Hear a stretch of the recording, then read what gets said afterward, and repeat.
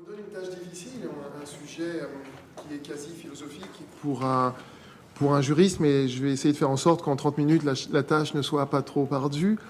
Parler de la transmission de la mémoire et de la prévention des crimes contre l'humanité à travers le prisme du droit international, c'est quelque chose de tout à fait possible en se disant que finalement, le droit a pour fonction, en tout cas dans cette branche-là, dans le droit international pénal, de poser certaines normes de comportement, certains interdits et certaines sanctions pour finalement nous dire ce qui a été. Le juge, en condamnant un accusé, en le reconnaissant coupable, nous dit quel crime il a commis, quel crime il a exactement commis. Et le juge le fait en utilisant des textes qui définissent un chef d'accusation, un crime particulier, et notamment pour ce qui nous concerne, un crime contre l'humanité ou un crime de génocide. Le droit n'a toutefois pas toujours été si clair que cela, puisqu'il a fallu créer des notions nouvelles au fur et à mesure qu'on découvrait ces crimes abominables que sont ces deux notions nouvelles. On commence à parler même d'ailleurs de ces crimes qui portent atteinte à l'humanité, sans reprendre le mot crime contre l'humanité, au sujet des massacres des Arméniens en 1915. On trouve des notes diplomatiques et des notes juridiques qui nous parlent des crimes contre l'espèce humaine, de crimes contre la civilisation, des crimes contre la chrétienté. Et très vite, on négligera, on écartera ces termes qui peuvent être choquants, notamment pour les musulmans des colonies, au sujet du crime contre la chrétienté. Et puis, d'une façon générale, au-delà de ces professions de foi, de ces déclarations, on n'ira pas plus loin dans le jugement. En ce qui concerne ce qu'on appelle aujourd'hui le génocide des Arméniens, on a à peu près, je crois, 118 personnes, 118 accusés dans les prisons britanniques, qui seront très vite libérés sans être jugés, quelques rares procès nationaux, et puis plus rien. Plus rien avant la Seconde Guerre mondiale. Et c'est au cours de la Seconde Guerre mondiale que les Alliés utilisent à nouveau, et c'est une révolution, ils utilisent à nouveau le droit pour prévenir les nazis qu'ils vont être non pas châtiés, mais jugés. Qu'ils vont être non pas fusillés, mais pour les plus responsables d'entre eux, qu'ils seront confrontés à la réalité de leurs crimes pour les victimes, pour la société, mais pour l'histoire, pour la mémoire, justement. Et c'est là qu'intervient en août 1945 le tribunal de Nuremberg, ou plus précisément le statut de ce tribunal, qui définit le crime contre l'humanité et qui... alors, il va falloir que je fasse assez vite sur cette notion de crime contre l'humanité. Le crime contre l'humanité est écarté assez rapidement du jugement de Nuremberg pour des raisons légalistes. Les juges ont peur qu'on leur reproche d'utiliser une notion nouvelle qui n'existait pas au moment où les crimes ont été commis. Donc ils seront très prudents sur cette notion, mais la notion sera heureusement reprise par des tribunaux d'occupation en Allemagne, des tribunaux internationaux d'occupation, et par des juridictions internes dans les procès que vous connaissez tous, le procès Papon, Touvier, Finta au Canada, etc. Et il en ressort de tous ces procès, ainsi que des procès devant les juridictions internationales nouvelles, que le crime contre l'humanité a enfin acquis une définition qui respecte précisément cette mémoire du crime commis initialement pendant la Seconde Guerre mondiale. Alors, le crime contre l'humanité, si on devait trouver une définition substantielle, c'est un acte inhumain. Un acte inhumain commis dans le cadre d'une attaque massive ou systématique lancée contre une population civile pour des raisons discriminatoires. Au sens d'attaque, le droit international pense plutôt plan concerté, complot, conspiracy en anglais, et essaye de nous dire qu'il y a deux éléments dans ce crime. D'une part, un acte inhumain, d'autre part, une politique de persécution d'une minorité visée comme telle. L'acte inhumain, qui peut nous sembler assez facile à définir, vous en connaissez beaucoup, ça peut être l'assassinat, la torture, la réduction en esclavage, peut également être constitué tout simplement par des spoliations économiques. Dès lors que ces spoliations permettent la réalisation du but final que suit la politique criminelle contre l'humanité, autrement dit, la persécution de la minorité et la mise à l'écart des individus qui composent cette minorité.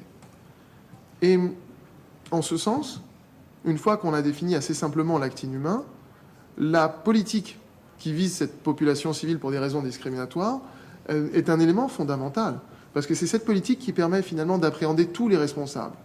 Il n'y a pas un responsable d'un crime contre l'humanité. La Shoah, qui est considérée initialement comme un crime contre l'humanité avant la création du mot de génocide, la Shoah qui fait 6 millions de victimes mortes et quelques millions de victimes survivantes, la Shoah n'est pas un crime commis seul par un individu accusé seul devant une juridiction. La Shoah est un plan. La Shoah est une politique. La Shoah associe donc à l'arme du bourreau qui commet l'acte final de tuer un individu, elle associe à ce bourreau un ensemble de participants. Et c'est ça que tente de réaliser la notion de crime contre l'humanité, en nous disant qu'au-delà de l'acte final, il y a le planificateur, celui qui a mis en place la politique de persécution, il y a les donneurs d'ordre, toute la chaîne hiérarchique civile ou militaire qui transmet les ordres jusqu'au bourreau, et enfin il y a la main armée du bourreau qui commet l'acte. Et à côté de cette chaîne criminelle, il y a tous les co-auteurs. Il y a les 2 millions de participants au génocide des Tutsis, qui ont aidé les quelques milliers ou quelques dizaines de milliers de criminels en dressant des listes, en fournissant des armes, en apportant à manger aux criminels afin qu'ils puissent, jour après jour, continuer à commettre leurs crimes. Il y a les conducteurs des trains pendant la Seconde Guerre mondiale, pourquoi pas. Allons examiner la responsabilité de tout un chacun. Mais surtout, l'enjeu, la difficulté du droit international, c'est d'identifier cette politique criminelle dans chacune des occurrences criminelles, que ce soit pendant la Shoah, que ce soit pendant le génocide des Tutsis, pendant le génocide des Arméniens, pendant la purification ethnique menée en ex-Yougoslavie. Comment fait-on pour identifier ce qui n'est jamais avoué, c'est-à-dire qu'il existe une politique visant une minorité ? On peut partir de déclarations des criminels, mais on peut également partir d'éléments factuels. Effectivement, la quantité de victimes juives pendant la Seconde Guerre mondiale nous prouve qu'il y a un plan. Le transfert des déportés bosniaques musulmans d'un camp de concentration à un autre camp de concentration nous prouve également qu'il y a une administration de ces camps de concentration et que nous n'avons pas affaire à des actes isolés, à des actes uniques, commis par des personnes qui ne se sont pas concertées. Il y a bien ici une vue d'ensemble. Et encore, les juristes utilisent des éléments, des preuves très simples. Dans les trains de déportation pendant la Seconde Guerre mondiale, d'où que viennent les trains, il y avait dans chaque wagon, il y avait des seaux. Des seaux qui étaient censés servir soit à l'évacuation des excréments des déportés, soit à leur apporter un peu d'eau, en réalité qui ne servait pas à grand-chose. Mais il y avait pour le juriste un ordre ici. L'ordre, jour après jour, de poser dans chaque wagon un seau. Il y a donc un employé des sociétés de chemin de fer nationales qui a, chaque matin de déportation, posé ce seau dans un wagon. Et il l'a fait parce qu'on lui en a donné l'ordre au sein de sa société de chemin de fer. Et cette société elle-même a reçu cette instruction de la part d'une entité administrative qui est celle qui organise le crime. Et c'est ça qu'on essaye d'identifier en droit, et c'est ça qui constitue le crime contre l'humanité, au-delà de l'acte unique, mais bien l'acte inhumain qui s'inscrit dans cette politique globale. Alors, je l'ai fait très rapidement, je suis ouvert à toute question sur le crime contre l'humanité, mais je fais immédiatement le lien avec cette espèce de faillite du tribunal de Nuremberg qui n'arrive pas à isoler les crimes commis contre les Juifs des autres crimes. Et on a un juriste américain d'origine polonaise qui s'appelle Raphaël Lemkin qui se rend compte immédiatement de l'insuffisance de la notion de crime contre l'humanité pour traduire la spécificité du crime subi par les Juifs pendant la Seconde Guerre mondiale. Or, si on veut transmettre la mémoire, il faut bien dire ce qui s'est réellement passé, traduire l'exactitude des faits et trouver un nouveau chef d'accusation. Ce Raphaël Lemkin invente, il travaille depuis 20 ans sur la question, il invente le néologisme génocide à partir des mots génos et de génos en grec, le clan, la race, et kaidere en latin, qui veut dire tuer, exterminer, qui donne le suffixe cide, donc génocide, l'action de tuer un clan. Aujourd'hui, cette notion de génocide prête à beaucoup plus de controverses que n'a pu le faire le crime contre l'humanité. Et c'est pour ça que je voudrais passer un peu plus de temps sur cette notion. Le génocide est défini très exactement à l'article 2 de la Convention pour la prévention et la répression du crime de génocide de 1948, soit 3 ans, ou 2 ans plutôt, après le rendu du jugement de Nuremberg. Le génocide, c'est l'un quelconque des actes commis ci-après, alors ensuite il y a une liste d'actes que je pourrais vous donner si vous le souhaitez, l'un quelconque des actes commis dans l'intention de détruire en tout ou en partie un groupe racial, national, ethnique ou religieux comme tel. 4 groupes seulement, des groupes, à la différence du crime contre l'humanité, pas des individus mais des groupes, 4 groupes seulement, et détruits comme tel, et non pas persécuté, mais détruit. Il y a donc des différences fondamentales.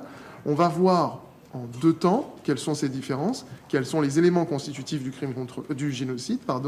D'abord, une destruction, et ensuite, une politique qui vise à détruire.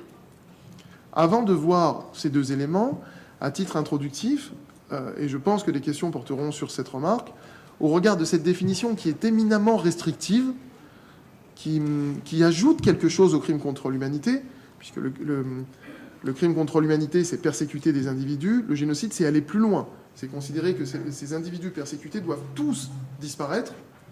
Eh bien, il n'y a que 3 génocides depuis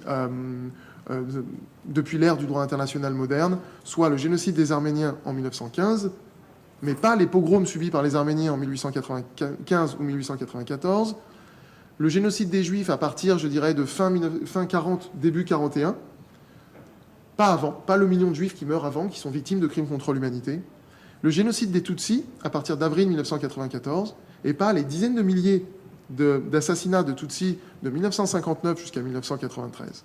Qu'est-ce qui fait la différence à chaque fois entre ces deux périodes ? Eh bien, dans la première période, on tue des individus parce qu'ils sont différents, parce qu'ils sont arméniens, juifs, Tutsis. On tue ceux qu'on rencontre, on les persécute, mais il n'y a pas encore ce qu'on appellera la solution finale. C'est ça le passage du crime contre l'humanité au génocide, c'est une décision politique, une décision administrative qui transforme la nature politique du crime.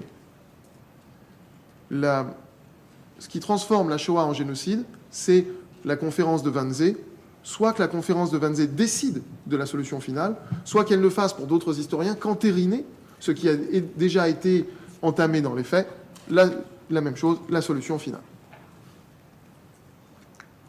Voyons alors en deux temps comment se définit ce crime de génocide pour essayer d'appréhender ce qu'est cette réalité criminelle et ce qu'est cette mémoire qu'il faut préserver absolument. Tout d'abord, je vous ai dit que le génocide, c'est une destruction. Une destruction, ce n'est pas une disparition. Une destruction peut prendre... Il faut plutôt l'analyser en deux temps. D'abord, dans sa quantité, ensuite, en sa qualité, en sa substance. En sa quantité, je veux dire par là que, finalement, ce n'est pas nécessairement le nombre des victimes qui fait le génocide.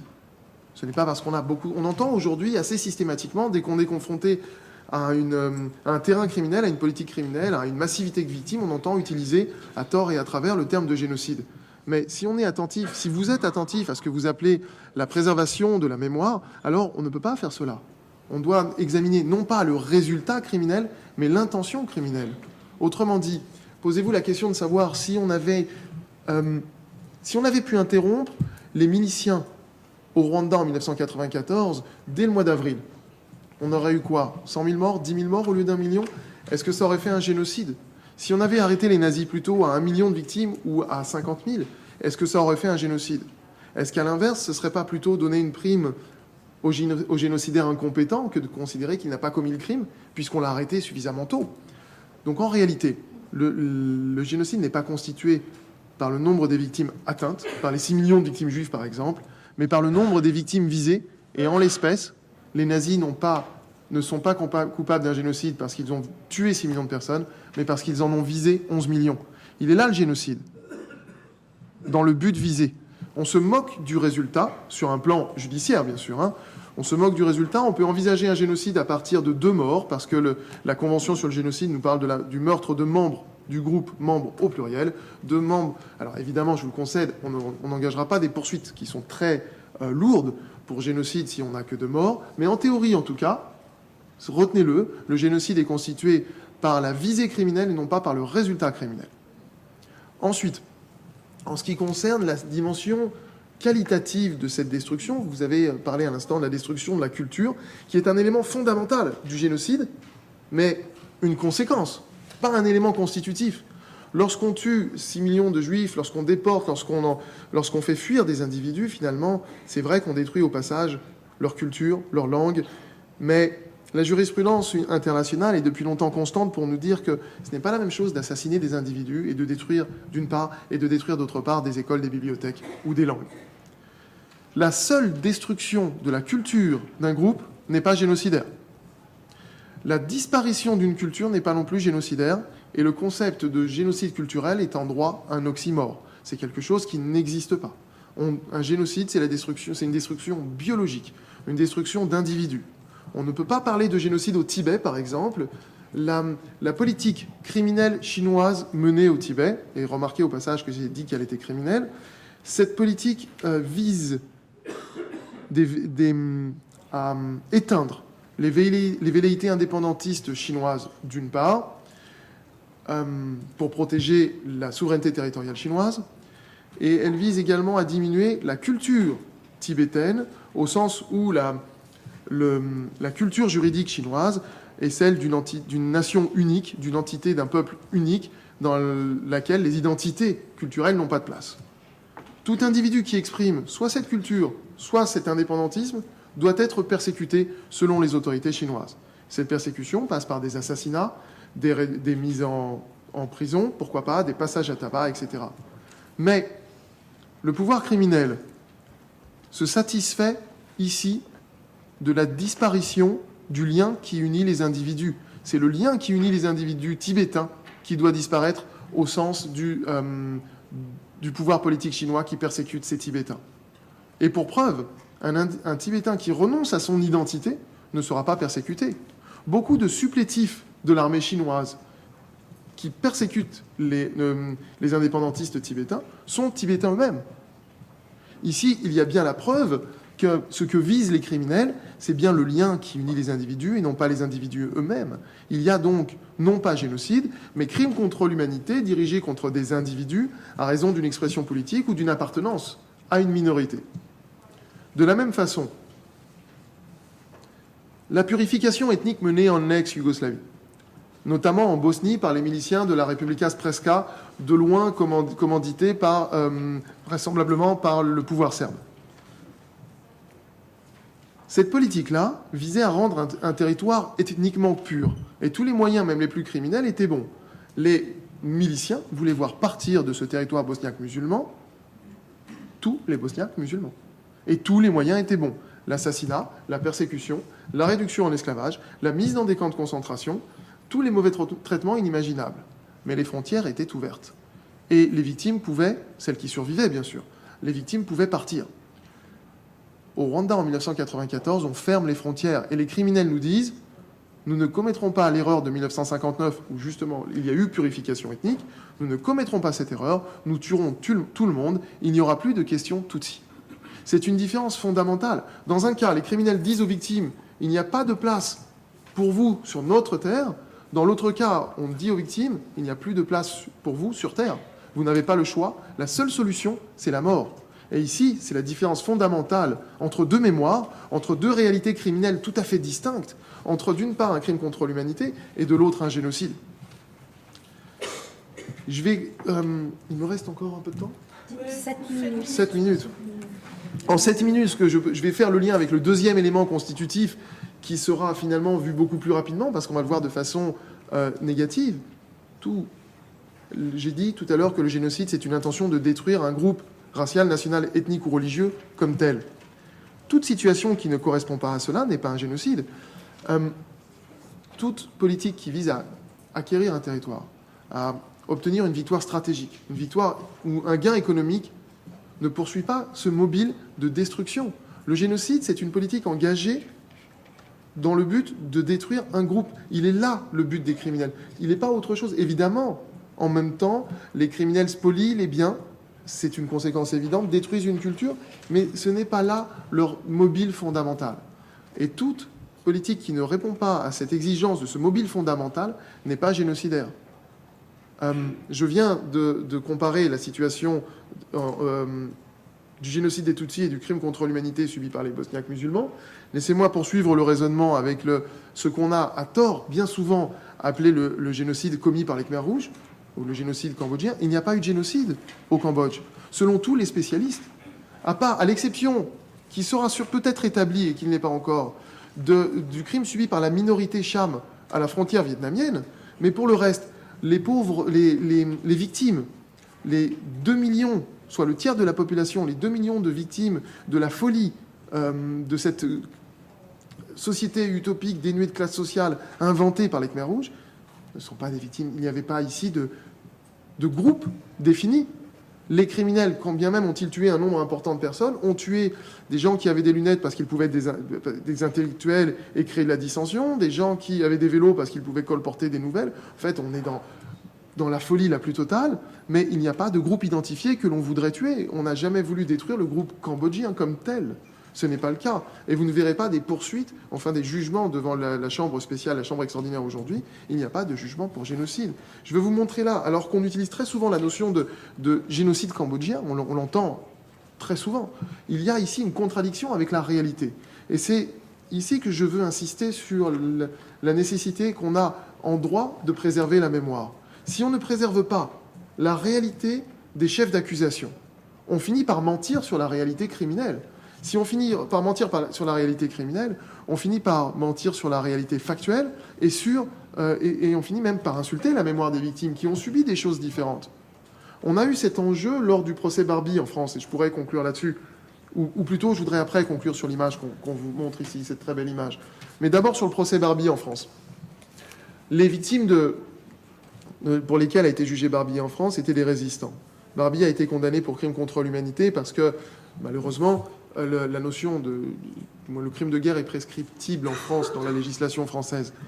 Donc les juges ont voulu faire une forme d'instrumentalisation juridique et nous ont dit qu'il s'agissait de crimes contre l'humanité, ce qui n'est pas vrai. Les nazis ont combattu des résistants qui se battaient seuls, pas avec leur famille, à la différence des juifs, qui étaient des hommes en âge de porter les armes, ou des femmes bien sûr, pas des enfants qui ont été déportés pour leurs actions et non pas pour leur existence, pas à raison de leur identité.